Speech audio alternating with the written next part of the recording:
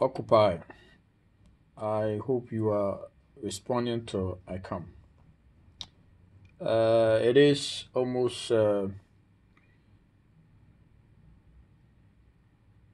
minutes or 11 minutes past 4, and I just closed from work, and I want to use this opportunity to motivate you this afternoon. I am talking to members of Duakwa Salvation Army Student Fellowship and everybody who is listening to me this afternoon. Maybe you may go through one challenge, one problem, or the other. But I just want to assure you this afternoon that God knows whatever you are going through. You see, you may even think that you are getting late and things are not going the way it should. Last Sunday, I met some of you. I interacted very well with some of you. I listened to you. I realized that since 2015, maybe some of you even don't have work to do after graduated. But I want to tell you that time spent with God is never wasted. It is never too late for God to do it. The Bible says that the race is not for the swift, neither the battle is for the strong. God uses what the world considered as stupid to glorify himself. Let me tell you a story about myself. When I was growing up, I never thought that I would ever in my life taste university education. Growing up wasn't easy, and life was really tough. Sorry. I remember that I had aggregate 14 in my junior secondary school. My senior brother had 13. And at that time, my parents were Salvation Army officers at Duakwa in the 90s. They had issues, and the then leadership probably asked them to step aside for some time. And life became very difficult and Herculean. I thought it is too insurmountable for us to cross the bridge. My parents, for that matter, my father, have to sell the only black and white television in the house. Yes, he sold it. The only black and white television in the house. 32 inch.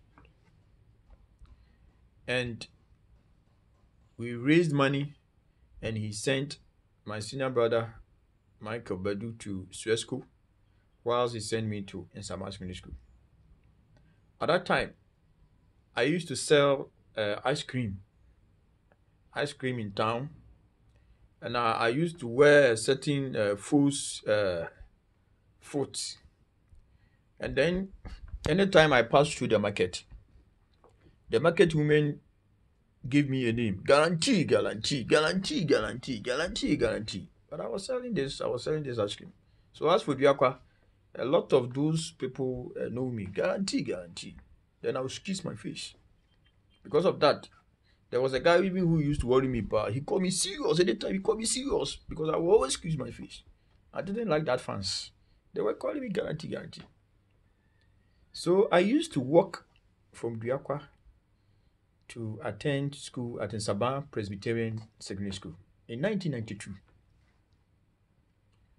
And when I went there, small. At that time, I was even staying with um, Major. I even at that time, at that time, they were not even officers. At that time, life became difficult. There was a time that Major Margaret Tucker retired, supported my parents, and then I went to the boarding house. Even at that time, when the boarding house was 45 Ghana cedis, and then even the day these students were paying 18 Ghana cedis or so. Even but at that time, it was very expensive. When I went to the boarding house for the first time, I was given two margarine konko of Gary and then a shito. So when I went to school, and then there was one guy called Abuaji Peter. Then he asked me, "Hey, what did you bring?" Then I said, two concours of a Gary. And then that became my name. Two concours. This guy worried me, Abuaji Peter. Now he's now in the States. This guy worried me. Then I came back home. I told my story and all the story. Oh, two concours. My father bought me a leather shoe. A leather sandals. I used to, use that sandals for school. Oh, when my seniors gave me a name, Coco Cratchy. And it's like I was bullied as well. There was a time where even I never had opportunity of having a sewed uniform. So they went to First Light to get me a knicker. And that shot, oh my God.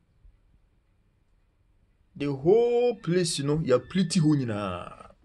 So whenever air will blow, then as you know, ready to blow the knicker off. Then student, they started giving me another name. Mata. Life became very miserable for me. Even in the dining hall, sometimes I have to even smoke ordinary fanti. And in the night, I will walk back and forth to take the kinky like that. I have to wake up around 3 a.m. to pick the pieces of soap from the floor before I can get soap to bath. To cut a long story short, God was with me.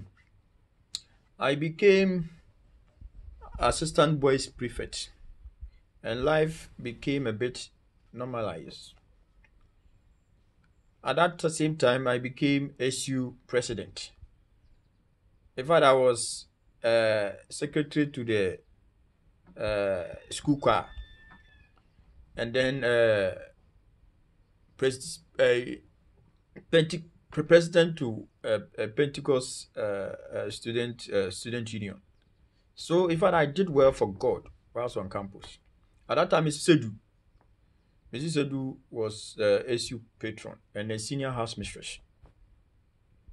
So, by the end of the day, my SSC 1994, if you remember, we wrote one of the most difficult summary, the history of chewing gum. I did 9 subjects. Ladies and gentlemen, I had 6F. 6F. I passed only 3 courses.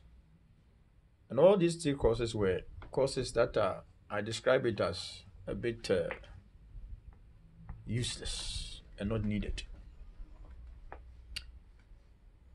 I had D in life skills, and then Greek, and then Chi, Ghanaian language. These are the courses that I passed. After selling the only black and white television in the house to send you to school, You had 6 Fs.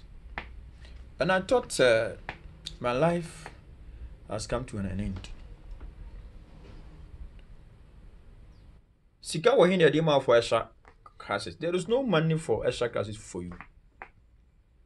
And then sometimes you may be in the house, and then even your little siblings will be there. Then they ask you, "Oh, Master, come and go and buy abomedi. Come and buy this. Go and buy this and this and that." Because you've been sent to school and you'll be useless. But God was with me. I remember when I went for my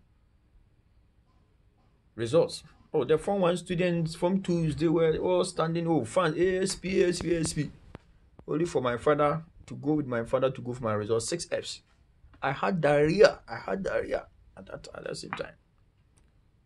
And the place where I came from, I used a different route. But Mrs. Sedu told me, I remember, maybe Mrs. Sedu may not remember this. Mrs. Sedu told me that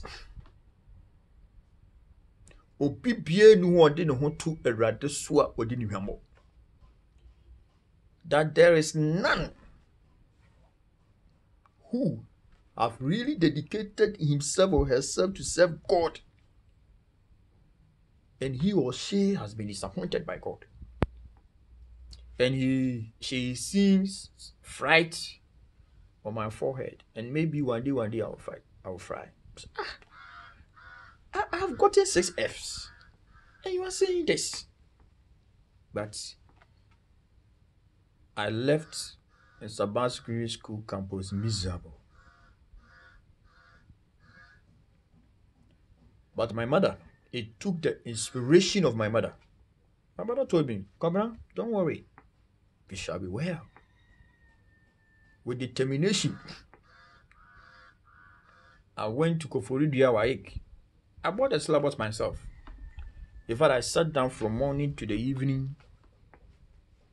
I did all I could. There was one night with my late uncle, Koforidua. We were moving from one place to another, looking for money to borrow so that he can register me to write private SSC. It wasn't easy. But through the special grace of God, I was able to write my papers small. And then I had opportunity of going to the School of Social Work at Osu Kajano, the only professionally trained social work institution in Ghana. And when I wrote, my results were a bit weak. I wrote entrance exams. I went through the interview. By the grace of God, I had admission. And they failed. The spirit of fail followed me there.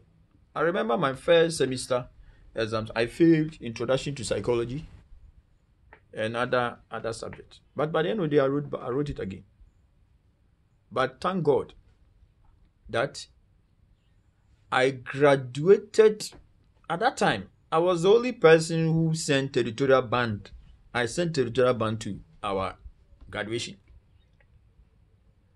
And during my graduation, I had one of the most enviable awards at School of Social Work.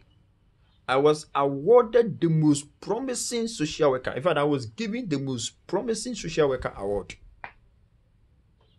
Yes. And I came back to do my national service 2003. And the whole Agram West district, I was given a certificate of merit. I mean, the best community worker award by NASPA. I had that. I had opportunity. Then after the national service, I had opportunity of being supported by Salvation Army to go back to school. So I was at the University of Education, Winneba. So I pursued diploma in rehabilitation and disability studies. And by the grace of God, I almost had distinction.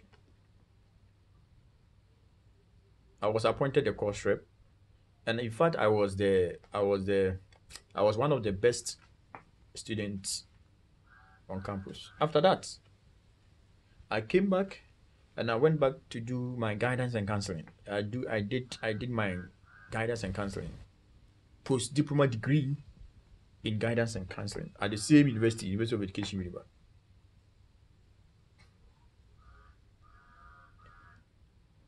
And my research work, the title of my research work at that time was Societal Beliefs and Perception of People Living with Cerebral Palsy. And that research work, even though I didn't get first class or even second class upper, I had second class lower. But my research work was used to develop a proposal. I entered a competition by Vodafone Ghana Foundation. So 2 months sensitization program was organized to sensitize the Ghanaian community and Agran East community with the issues of cerebral palsy. Because cerebral palsy is brain damage condition that restricts the movement of children. And at the same time, according to Cerebral Palsy Africa, 1 in 300 births is affected with it. So it became an issue. By the end of the day, my project won an award. I was the best. I was the best. In fact, one of the best. And Vodafone Foundation gave Salvation Army 45,000 Ghana cedis as a seed money to build ultramodern Center for Cerebral Palsy. And as I speak to you now, the proposal was further developed to IHQ, International Headquarters in UK. And by the end of the day, money was sent and the center was built. In fact, the center was inaugurated on my birthday, 1st February 2017. Sorry. You see? And it's like I had opportunity once again. There was a time where I closed from work. I went to my house, and then I was there when I had a call from headquarters, territorial headquarters. At that time, Colonel Okra was the chief secretary. And he called me, Raymond, do you have a passport? And I'm saying, no, Papa, I don't have a passport. If I even Kotoka, I don't even know there. I said, okay, then you are going to Norway, so you should have a passport. Just like that, Papa, just like that. And lo and behold, Colonel Okra and the then leadership sent me and 2 officers, Major Amankwa and then the